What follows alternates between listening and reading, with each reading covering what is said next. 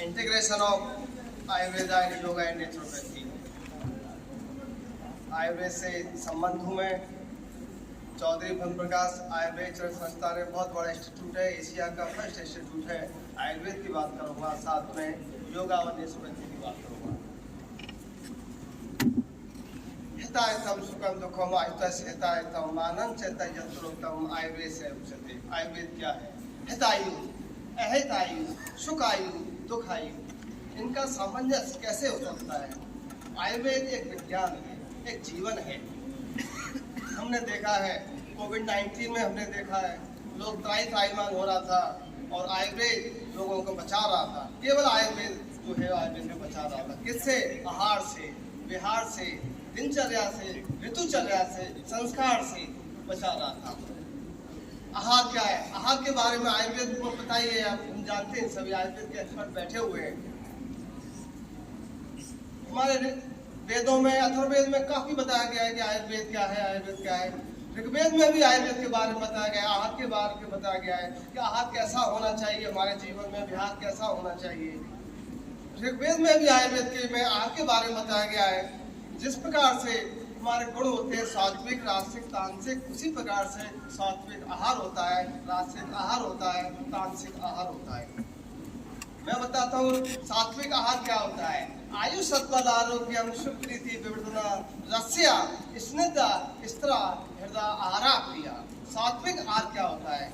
यदि हम सात्विक आहार का प्रयोग करते हैं, सात्विक आहार का लेते हैं, तो आयु सत्व बल आरोग्य की वृद्धि होती है।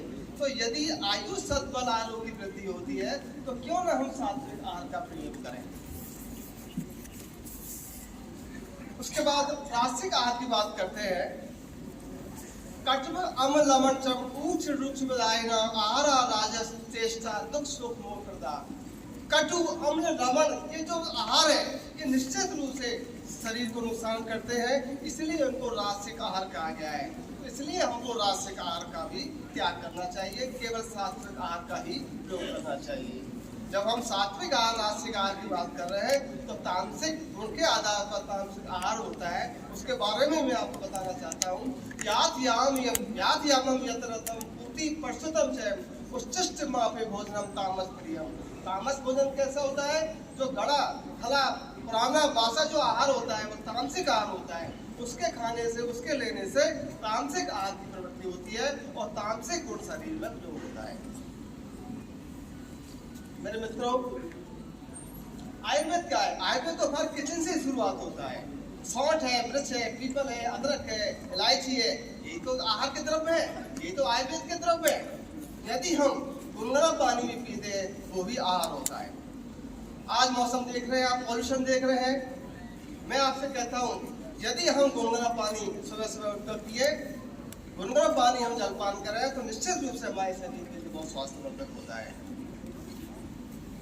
पत्ते सती गदार्तर्ष के मौसम निषेवणी और पत्ते सती गदार्तर्ष के मौसम निषेवणी। यदि हम पत्त का प्रयोग करते हैं तो हमको औषध लेने की जरूरत ही नहीं है।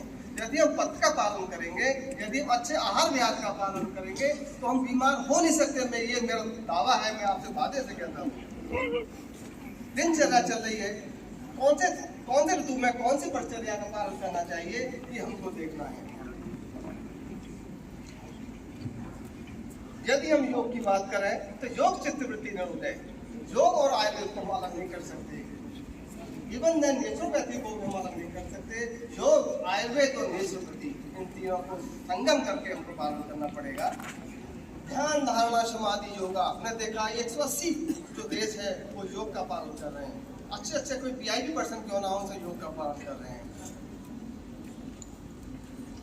आपने मुझे यहाँ अपॉर्चुनिटी दी है, मुझे अवसर दिया है, मैं आपका बहुत बहुत स्वागत करता हूँ। इस प्रोग्राम के आयोजन का मैं बहुत बहुत अभिनंदन करता हूँ, स्वागत करता हूँ। बहुत बहुत आभार, नमस्कार।